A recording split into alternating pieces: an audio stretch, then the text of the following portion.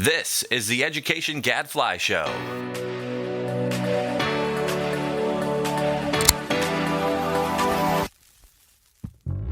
Welcome to the Education Gadfly Show. I'm Stephanie Disler, producer of the show. This week, Starlee Coleman, president and CEO of National Alliance for Public Charter Schools, joins Mike and David to discuss the religious charter schools case before the U.S. Supreme Court and what it might mean for families and the future of charter schools. Then, on the Research Minute, Amber highlights a study out of Dallas on an automatic enrollment into Algebra policy and whether it boosted participation among underserved groups. All this and more on the Education Gadfly Show, starting now. Hello, this is your host, Mike Petrilli of the Thomas B. Fordham Institute, here at the Education Gadfly Show and online at fordhaminstitute.org. Now, please join me in welcoming this week's special guest, Starlee Coleman. Starlee, welcome back to the show. Thank you. I appreciate it. Yeah, those of you out there should know Starlee is the president and CEO of the National Alliance for Public Charter Schools. Also joining us, as always, my co-host, David Griffith. Hey, Mike. Hey, Starlee. Always a pleasure. Hello. Yeah, well, first of all, let me offer you guys both a happy National Charter Schools Week greeting. Yes, Starlee, I understand 30 years ago was the first federal charter school program grants that went out. That's a lot to celebrate. Yeah, it is a lot to celebrate. And, and then we got good news a couple Fridays ago. The president's budget request came out, and we're like the only education program in the entire federal budget that he thought deserved an increase. So we'll take it. It's all right. All right, but Starlee, let's be honest here. As I have told everybody who will listen, right? Don't pay any attention to the president's budget because nobody cares. It's like some of these executive orders that are like, I'm pretty sure that was just a press release that they put out and called it an executive. Anyway, so we just know that the president's budgets, they are indications of values. They are a request, but it's up to Congress. So here's hoping Congress pays attention to this one. I think I don't know what you think, but it sure seems to me like the folks in Congress care what this administration has to say about various programs and requests. And so I'd rather be on the good list than the naughty list right now. I will tell you that. Yeah. All right. We'll give you that. But speaking of the naughty list, we may be on that list when it comes to the Supreme Court.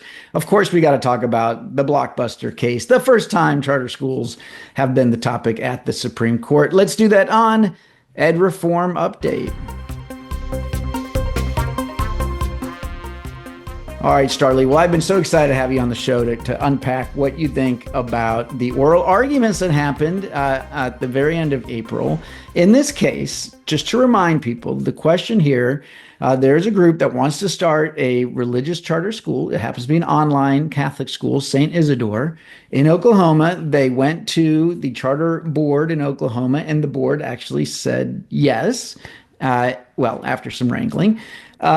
And then the state, I believe, sued to basically say, no, you can't do that under our Constitution, forbids public money going to religious institutions.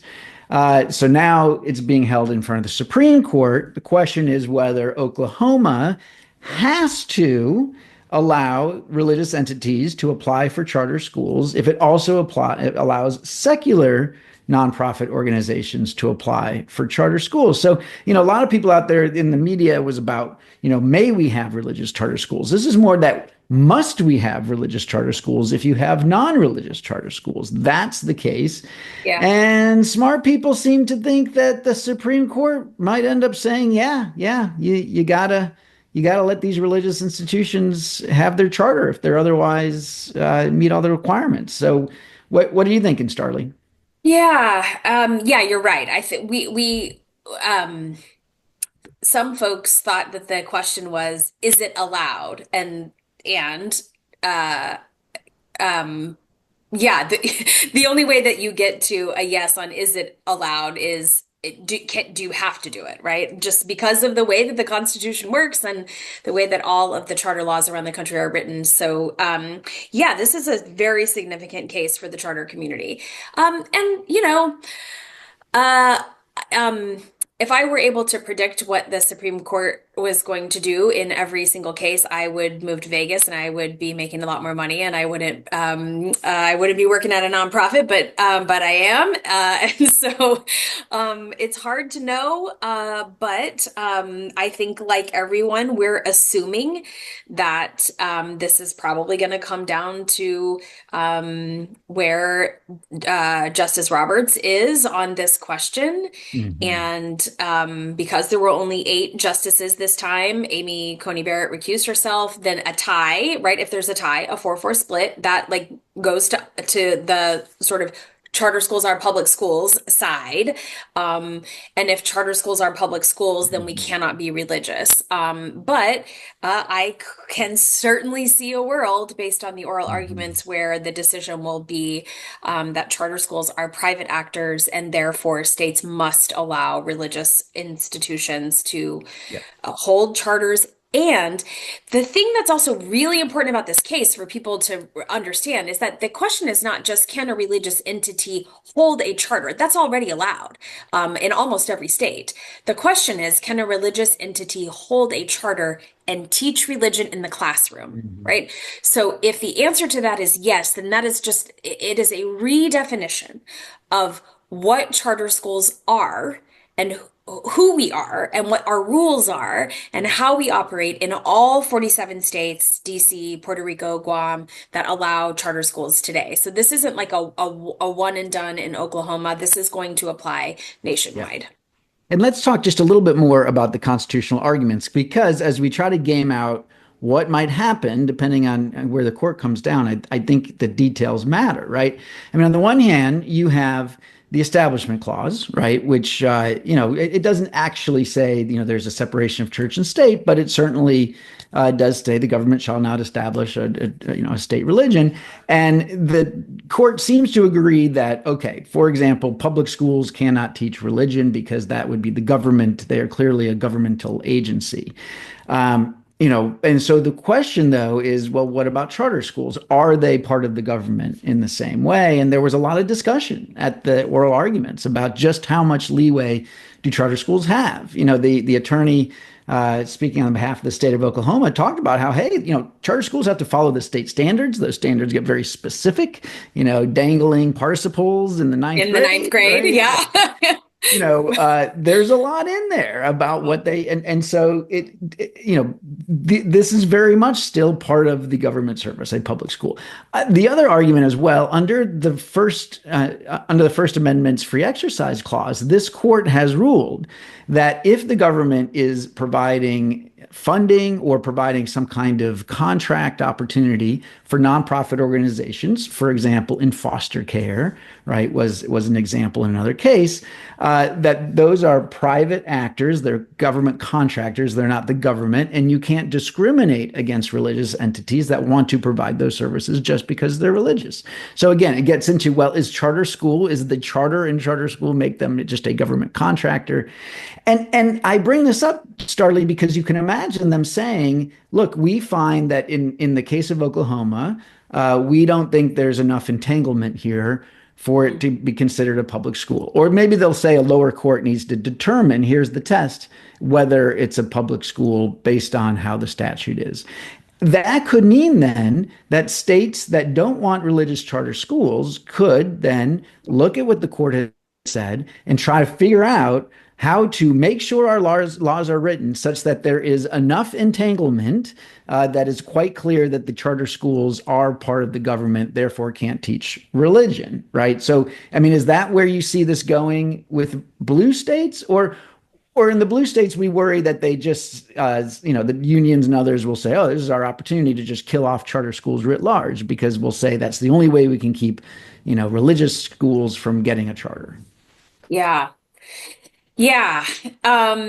So I think it is highly possible that the decision will come down along the lines that you just said. Like, right, if charter schools want to be considered public actors, state actors, then a state law would have to have certain features, right? Certain Mhm. features of entanglement or whatever, right? Certain components would have to be there in order to meet some sort of test, right? That the Supreme Court might lay out for us.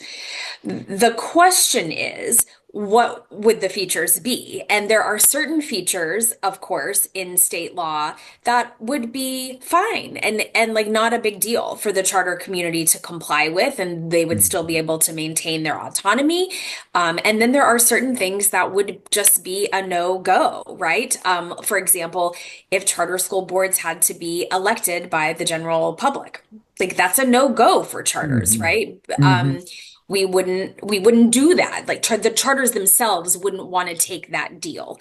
And so this is what we're all sort of waiting to see. Like how is this going to go? Is this going to be a question where we have the opportunity to adjust state laws to meet a new test? We're doing a ton of analysis right now on every single state charter law in the country to look at the features of publicness in their state law right Mhm. now, and then what if, charter advocates wanted to go back to their legislature and say, okay, we want to try to maintain the publicness of charter schools in this state, and here are some ways Mhm. that we could do that, that the charter community would be willing to embrace. And then, of course, there are going to be states where lawmakers and others want to find a path to allow religious charter schools to open. And so Right. then what does that path look like? How could you do that and fund those schools in a legal way? It would have to be funded separately than the way that charter schools are funded today in every state, but they could be funded like, private school choice programs are funded Mhm. in more than half the country. So whatever, there's options for these things, but there's pretty much no doubt in my mind at this point that even if it's a 4-4 decision, state charter laws are going to change all over the country. Because if this case doesn't settle the question, there's a case in the Ninth Circuit right now Mhm. waiting to come. So Oh, we're going to interesting. answer the question one way or another. It's just, is it this year? And look, I mean, I think a lot of us assume this is a moment of peril then, because again, in some states where, and frankly, they tend to be the blue states where maybe the charter schools don't have as much political power as the opponents of charter schools, we worry that you open up a charter law and we could end up losing a lot of important pieces, right? But maybe that doesn't have to be true. It could be a moment of opportunity, right? This could be a chance for Democrats to say, hey, we are against private school choice. We're against all these ESAs. Let us demonstrate that by leading on this issue of charter schools. Hint, hint. What do you think, David? Can you talk your fellow Dems into that strategy? I think it's pretty clear that I can't, Mike. But, Well, you could try. uh, yeah, I don't have a lot to add to what's been said already. My gut feeling is that there'll be a narrower ruling. I think that Roberts is an incrementalist at heart, and so I think there will be something incremental. I think nothing burger is probably too strong, but I think it'll be something more incremental than what sort of the proponents of St. Isildur's position are hoping for. Uh, yeah, I mean, there are so many angles we could pursue here. I think it's pretty clear none of us know exactly what a public school is or where the line is, and the justices probably don't know either. My Mm. biggest concern that I've sort of articulated to Mike is just that there are many places where the system is increasingly choice-based, or at least it's not based on government schools, right? There are small towns where the charter is the only school. There are a host of other places where there might be another school, but it might be 35 or 45 minutes away. And it does seem like the establishment of a specific religion to me, if you allow a religious institution to promulgate, religious education in those circumstances, right? That to me seems just fundamentally incompatible with the First Amendment and the Establishment Clause. If education is going to be compulsory, which it is in essentially every state. So this is another lurking issue for me, right? I just think that it would behoove the court, either in this upcoming case or in some future case, to clarify that. And if the court doesn't do that, then I think states and sort of local actors can do that, just to uphold the principle that parents should not be forced to send their kid to a religious school. You can choose to do it, but you should not be forced to do it. So that's my biggest concern as a citizen. Yeah, and Starlee, I mean, gosh, you're in a tough spot here. Again, if they come out and say, yes, you Thanks. must. Yeah, I know. Sorry. Hey, you took this job freely, Starlee. I You did. need I this mean, I knew court I'd be case. dealing with problems. I didn't think Yeah. it was these Yeah, problems. yeah. Yeah. But all right, if Robert says, yes, this is more akin to the foster care agency, to the private schools, you have to allow these or else it's religious discrimination. I mean, do you think the National Alliance is going to be against any state actually moving ahead with this? You know, or at that point, do you have to be kind of agnostic to say, all right, well, look, if there's some places, probably red states, that want to try this. I mean, look, in Ohio, I mean, I am a charter school authorizer, right? Thomas B. Fordham Foundation is a charter school authorizer. We have a contract with the state of Ohio, and then the schools have a contract with us. I mean, that's several steps away from the government for the schools. So, I don't know. Like, they could very well come down with a decision that says, well, the Thomas B. Fordham Foundation in Ohio has to accept applications from religious charter schools, but most other places don't. I mean, I don't know. But I mean, what do you think for the state of the national charter movement? Is it just a real problem to have any religious charter schools out there? Yeah. Okay. This is like a sticky situation, right? Because for many millions of kids, a private religious education is a great fit for them. It's what their families want. It's what is good for the kid, and all of the data, that Mark Porter McGee is showing all of us repeatedly is that, kids in Catholic schools in particular, right through the pandemic, thrived. And so this is not about, for us, right? The reason that the National Alliance is on the other side of St. Isidore in this case is not because we think Catholic education is a bad idea, not because we think private education is a bad idea, and that there's not a place for that in the education landscape. It's simply that we think the chartering mechanism is not the right place for this. There are private school choice programs that use taxpayer funding to support families in their desire to send their children to private religious schools. And okay, right? If that is something that is important to states and there is support for that from voters and lawmakers in a given state, that is where that belongs. That is the right mechanism to do that. The mechanism of a private school choice program, however that is fashioned in a given state, whether it's an ESA or a straight up voucher or a tax credit program, whatever it is, or all of the above, whatever, right? We don't have a position on that. That's the right fit for many families, and that is great. And that's the mechanism, right? The charter mechanism is just different. We are not designed to be private schools, and we're not designed to be private religious entities. We are designed to be an alternative public school.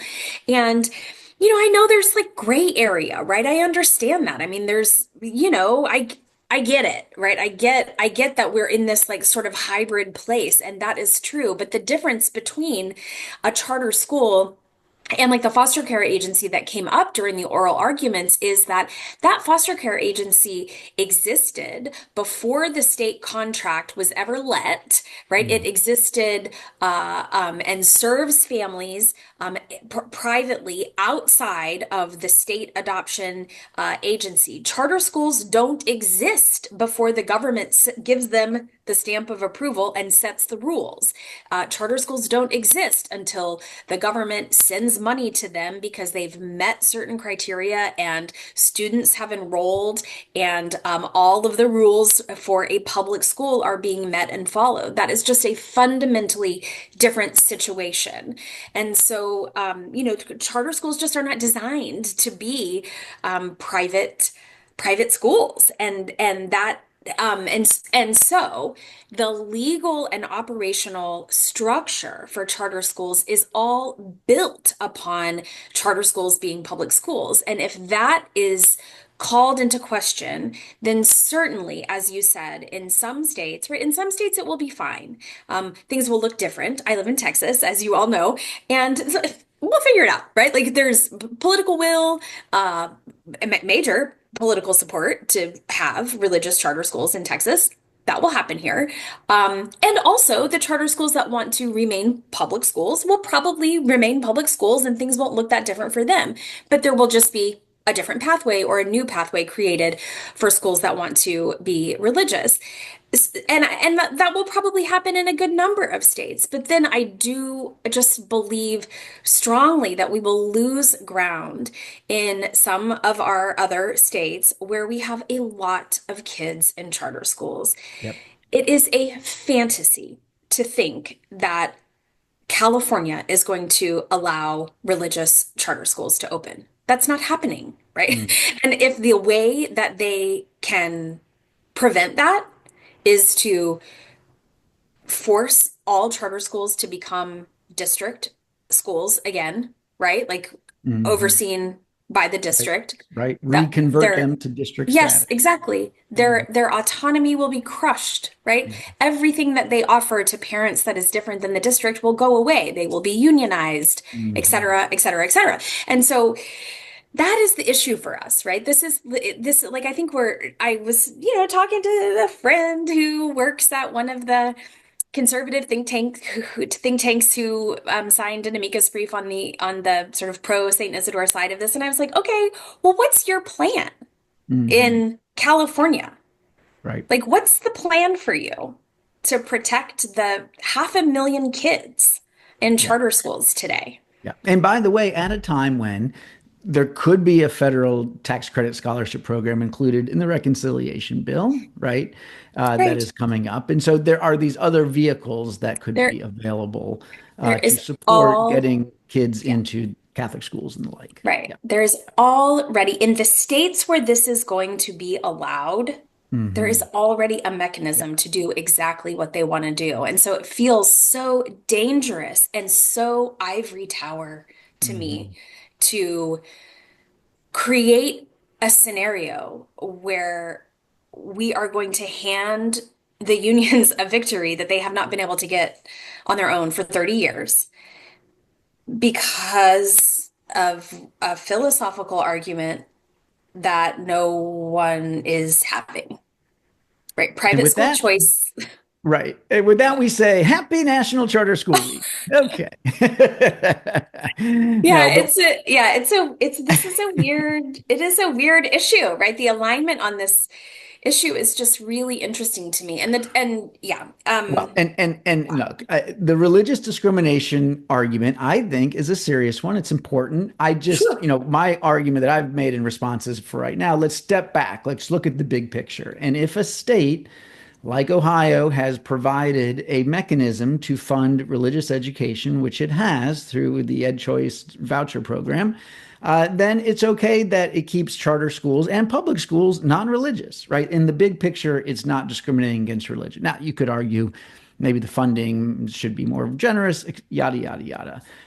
But, we're losing the forest for the trees if we think this particular charter school mechanism has to also be open to religious entities, given the Establishment Clause issues and all the practical problems that you have been so eloquent about. We are going to have to leave it there, Starlee. And look, maybe we'll have you back this summer when we get a decision and find out, maybe it is the real nothing burger is if they say, hey, never mind, charters don't have to be religious, go about your way, and we can go about our way. If not, we're going to have to roll up our sleeves. We've got a lot of work to do on the advocacy front. Thanks, guys. I appreciate you. Have Thanks, a great week. Starlee Coleman, President and CEO of the National Alliance for Public Charter Schools. And now it's time for everyone's favorite, Amber's Research Minute.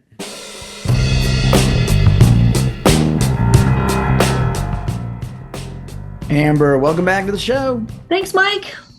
just had a great conversation with Starlee Coleman. I got to say, I am very glad that we have such great leadership over there at the National Alliance for Public Charter Schools. We were lucky with Nina, and we've been lucky with Starlee. It is a challenging time, though, to try to steer charter schools through these turbulent waters.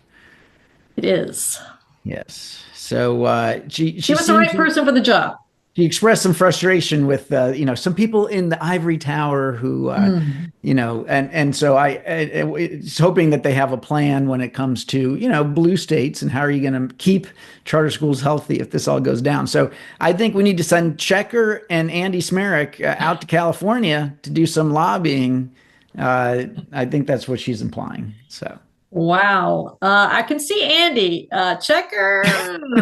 Not sure about that one. I was out there to Hoover all the time. We sent him to Sacramento. And oh boy, I don't know. You got to have a little bit more tact, maybe. I'm not sure. All right. What you got for us, Amber, this week on the research? Always a new study. This time we're looking at automatic enrollment policy in Dallas. We like these policies. This time they're going to have an opt-out rule, which means that the qualified students are automatically enrolled in advanced courses and must have their guardian sign off to get permission to enroll in less advanced courses. So it's not an opt-in, it is an opt-out. The study analyzed the impact of the opt-out policy first implemented in Dallas in 2018, the ISD. It's one of the largest and most diverse districts in the nation, 140,000 students. I don't think I realized it was that big. 70% Hispanic, 21% Black, and over 87% economically disadvantaged. Analysts are looking at the early impacts of the policy because clearly it's new. So they're only looking through the 2019-20 school year, which is kind of a rough year, but anyway, they're focusing on student enrollment in Algebra 1 before high school, whether those kids were placed in it because of this opt-out rule, and differences by racial groups. So the Texas policy uses state test results in 5th grade to place students automatically into advanced or honors courses in multiple subjects, but they're just looking at math only. The kids have to score in the top 40% on the state math test or demonstrate proficiency in math by a local measure. Not quite sure. They did talk about that local measure. Of course, I was wanting to see some differences in outcomes based on which measure they use, but we didn't see any of that. Anyhow, they used what they call an extension of a difference in differences model. They had to construct a synthetic comparison group for Dallas ISD because it is such a unicorn. No single district is a good counterfactual for it. So they use a synthetic control, which was a weighted combination of several districts that best resemble Dallas in the period before the opt-out policy began, so that they can estimate the policy's impact in the post-policy period. Lots of description on how this synthetic control worked, but at the end of the day, it was a blend of 3 districts, Houston, San Antonio, and Aldine. And that combination was able to mimic Dallas's demographics and a bunch of other stuff, and none of which implemented, by the way, any automatic enrollment policies. So again, that was your counterfactual. Findings. Dallas experienced a 13% increase in the percentage of kids taking algebra before high school compared to this synthetic Dallas combo district thing. Largely concentrated in Hispanic and white students. So there were increases in enrollment in Algebra 1 across the board, but at different rates by subgroup. And the Hispanic participation increased by 16 percentage points, white students by 7 percentage points, and Black students by 6 for the Black students. And so then basically the enrollment gap between Hispanic and white students decreased significantly. That's good news, but not between the Black and white students because that gap stayed basically the same. So before the opt-out policy, the Black-white student gap was 29.5 percentage points. After the policy, it was 30.4 percentage points. And then they're like, okay, what happened? What's going on with that? And they looked into the flow of students between regular and honors classes from their 5th grade to 8th grade year to see what might be happening. And they find that the Black students consistently had the lowest rates of proficiency. So 35% were meeting the cutoff compared to 54% of the Hispanic kids and 70% of the white kids. So the Black students were less likely to gain access to the honors track to begin with. And then they also found that they were more dependent on the honors placement track. So kids in some of the other racial groups were able to access, these honors courses without having to get into that honors placement track. But the Black kids seemed to rely on it more. They also had higher attrition rates leaving Dallas, so that had something to do with it. But at the end, I think they made the right assessment, and they said that opt-out policies for auto-enrollment by themselves do not alleviate disparities in academic readiness. Mm-hmm. Interesting. I really think of this as more of a study than of just automatic enrollment, right? I mean, the opt-out, opt-in thing is a feature of it, right? But basically the policy is, hey, you hit a certain score, we're going to automatically opt you in. And of course, if your parents really want to take you out, that can happen. And so this is, I think, look, encouraging. That means more kids were able to, were ready to do this work than the schools thought, and that they were disproportionately Hispanic. I think that's really interesting. I guess the question is there anything more we know or are going to know at some point? Like, did they do well in the class? Were they able to succeed once they got there? Yes. That is going to be part 2. Yep. Okay. This is the initial impact, and then they're going to follow it up with additional outcomes once the policy matures a little bit more.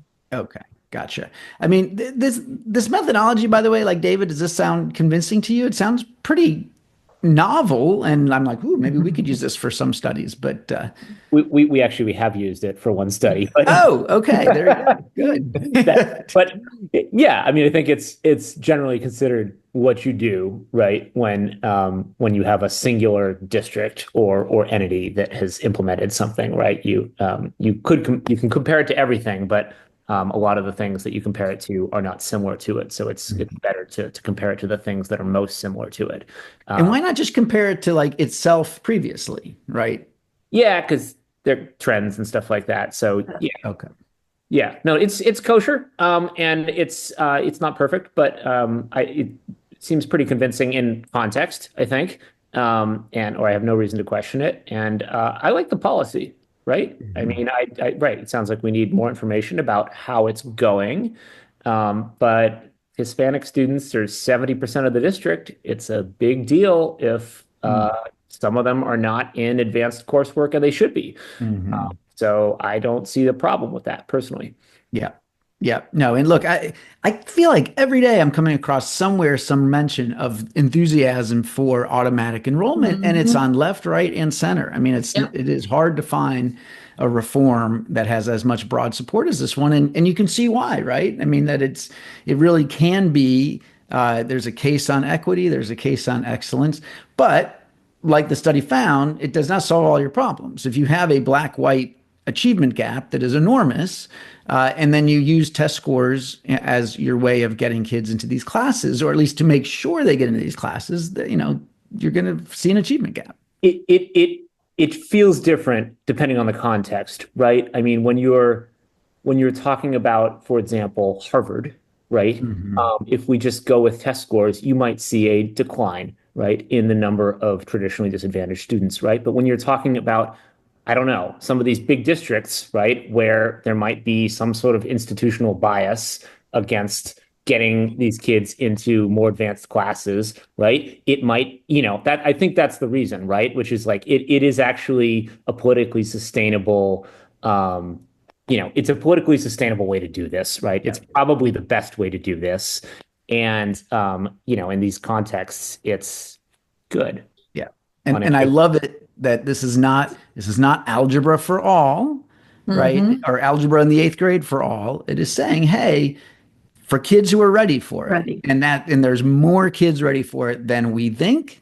That does not mean that all kids are ready for it, and it's okay that we have differentiation.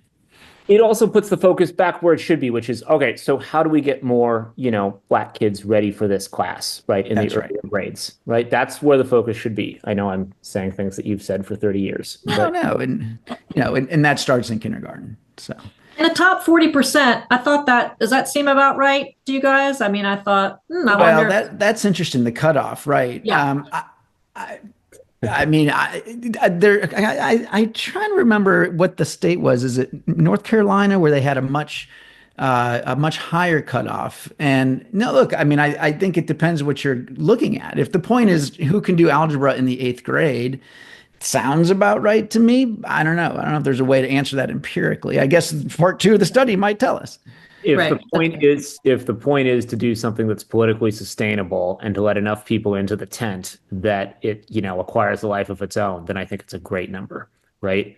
I think the problem is this gets characterized as elitist if you do it for 5 to 10%. So All right, but we will know from part 2, how many kids succeeded, and you might find that we actually will learn something about where, if the cut score was a little bit different, if you say 30% instead of 40, then almost everybody succeeds. In this case, you had some kids who got in, but then they really struggled. Yeah, we'll know that. I do think it has implications for what the course is going to be like, right? I mean, if you let 40% of kids in, it's not going to go quite as fast as it would if you let 10% of kids in. I think that's probably interesting. Right. But, that's life. All right, to be continued. Yes. Amber, you'll have to put a note to yourself that you're gonna have to cover this when they get part 2. When it comes back out, I'll do it. All right, thank you for that. That's super helpful and interesting. But that is all the time we've got for this week. So until next week, I'm David Griffith. and I'm Mike Petrilli of the Thomas B. Fordham Institute, signing off. The Education Gadfly Show is a production of the Thomas B. Fordham Institute, located in Washington, D.C. For more information, visit us online at fordhaminstitute.org.